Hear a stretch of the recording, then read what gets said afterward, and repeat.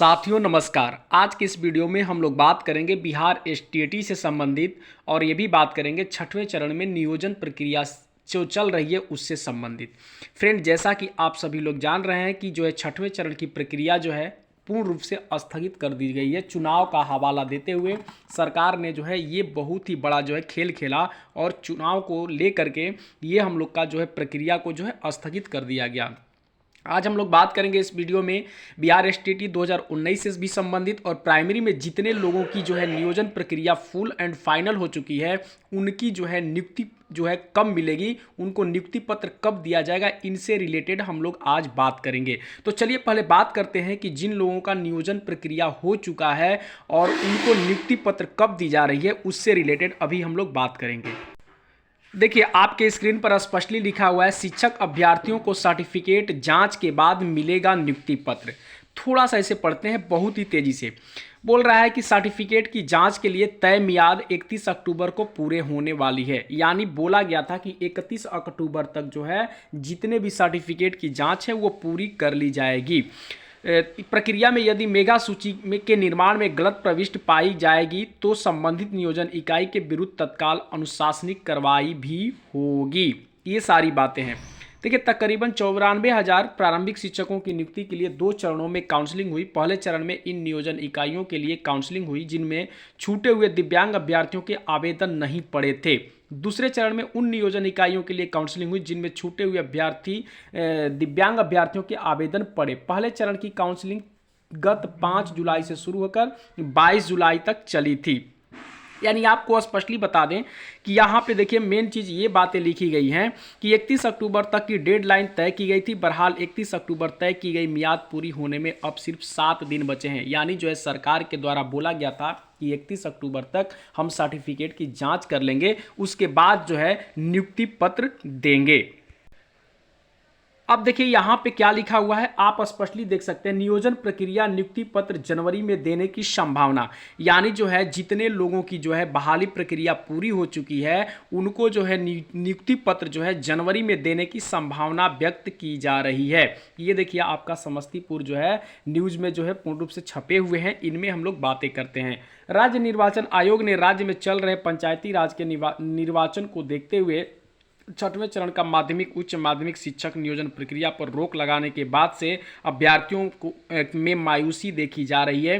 निर्देशक माध्यमिक शिक्षक को भेजे पत्र में राज्य निर्वाचन आयोग ने कहा कि नियोजन प्रक्रिया को संपन्न कराने के लिए जिला परामर्शी समिति में जिला पार्षद भी सदस्य होते हैं।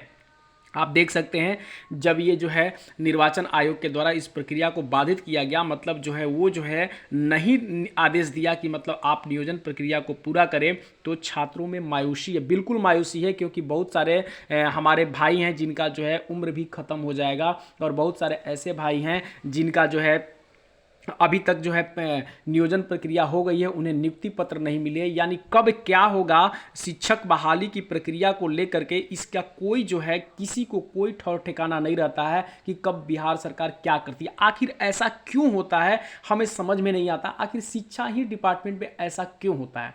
क्यों जो है इतने सीटें खाली रहने के बाद भी और इतने योग्य होने के बाद भी लोगों की बहाली प्रक्रिया पूर्ण नहीं होती? आखिर क्या माजरा है? क्यों ऐसा हो रहा है? क्यों सरकार की मंशा क्या है? आखिर सरकार क्यों चाह रही है? अगर इसे शिक्षा व्यवस्था को दुरुस्त ही नहीं करना है, शिक्षा व्यवस्था को एकदम विकलांग ही बना देना है, तो क्या जरूरत है ये टीचर रिक्रूटमेंट करने की? क्या जरूरत है सीटेट लेने की? क्या जरूरत है स्टेट लेने की? क्या जरूरत है बीटेक लेने की? ये सारी चीज़ें क्यों ले रही है सरकार? आखिर लोगों के करियर के साथ क्यों खिलवाड़ कर रही है? लोगों के करियर के साथ ही नहीं, पूरे उनके जो है परिवार के भविष्य के साथ भी ऐसा खिलवाड़ आखिर क्यों किया जा रहा है बिहार में?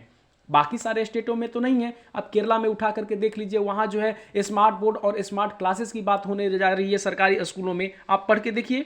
लेकिन बिहार में ऐसी बातें क्यों है? क्यों गरीब बच्चे के क्या गरीबों का अधिकार नहीं है शिक्षा पाना?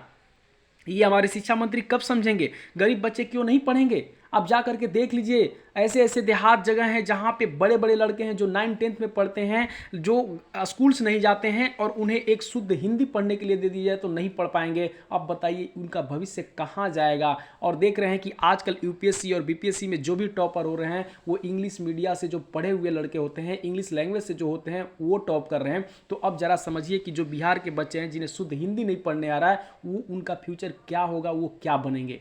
लेकिन इसका जवाबदेही कौन है? हमारे शिक्षा मंत्री हैं। शिक्षा मंत्री, आप इन चीज़ों को समझें, आप इन चीज़ों को समझ नहीं रहे हैं और हमारे जो है राज्य का, प्रदेश की स्थिति को पूर्ण रूप से गटर में डालने का काम कर रहे हैं।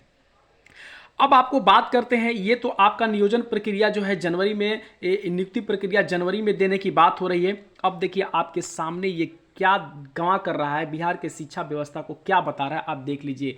राज्य के माध्यमिक उच्च माध्यमिक विद्यालयों में शिक्षक की घोर कमी, लगभग 80% पद रिक्त।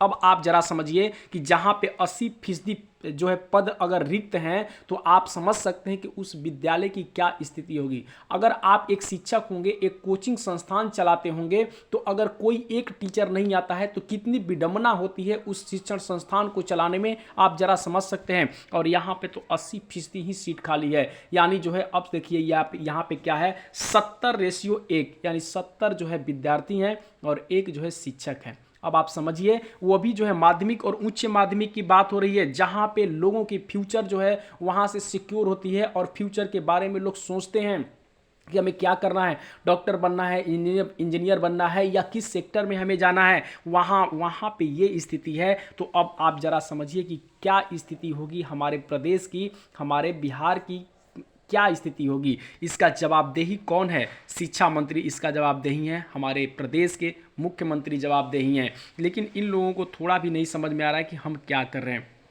अब बात करते हैं एसटीईटी 2019 पर। फ्रेंड्स, आप सभी लोग देख रहे हैं कि एसटीईटी 2019 को किसी भी चरण से लेना देना नहीं था, क्योंकि ये खुद में खुद एक कंपटीशन का एग्ज़ाम था, कॉम्पिटिटिव एग्ज़ाम था, जिसमें सारे लोग कॉम्पिटिटिव एग्ज़ाम में जो है पास करके वो मेरिट में आए। अब ज़रा समझिए कि मेरिट में आए हुए वैसे विद्यार्थी जिनका जो है चयन हो जाना स्वाभाविक था, नियुक्ति हो जाना स्वाभाविक था, क्योंकि आप देखते हैं कि किसी भी चीज़ का मेरिट लिस्ट जब आ जाता है तो लगभग 1 से 1.5 महीना में उनकी जो है नियुक्ति पत्र मिल जाती है, यानी वो अपने किसी न किसी डिपार्टमेंट में जो है वो जो है आगाज हो जाते हैं, किसी भी डिपार्टमेंट नियुक्त हो जाते हैं। लेकिन यहाँ पे आप देखिए कि मेरिट लिस्ट बनने के बाद भी यहाँ पे सड़कों पर, रोडों पर उतरना पड़ता है और सरकार से गुहार लगानी पड़ती है कि हमें भाई नियुक्त कर दो, हमें कहीं ना कहीं, हमें किसी न किसी जो है विद्यालय में नियुक्ति कर दो।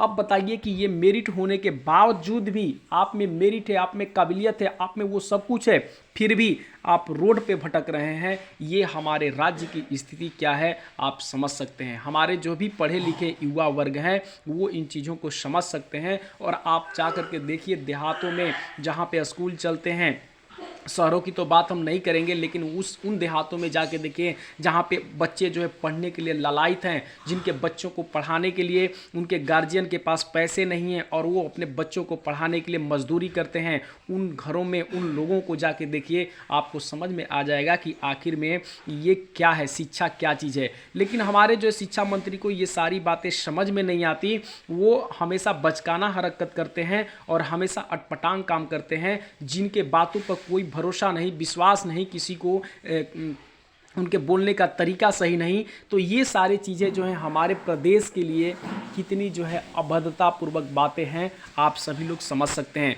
और रही बात 7वें चरण की बहाली प्रक्रिया को, तो आप देख लीजिए जब तक से 6वें चरण की बहाली प्रक्रिया पूरी नहीं हो जाएगी, हमारे जो है शिक्षा मंत्री 7वें चरण की बहाली प्रक्रिया को पूरी करने का अंदेशा भी नहीं जता रहे हैं। तो आप समझ सकते हैं कि जो भी लोग एसटीईटी 2019 में मेरिट लिस्ट में आए हैं उनकी क्या मनोदशा होगी, ये भी बात समझने वाली है। लेकिन फ्रेंड्स, आप सभी लोग अपना धैर्य बना के रखें, 7वें चरण की भी बहाली होगी, 6वें चरण की बहाली का आप लोग इंतजार कीजिए कि कब तक बहाली प्रक्रिया पूरी हो जाएगी, तब जो है 7वें चरण की बहाली होगी। लेकिन आप सभी लोग धैर्य बना के रखें, जो लोग मेरिट में हैं उनकी बहाली आज नहीं तो कल होना तय है। धन्यवाद।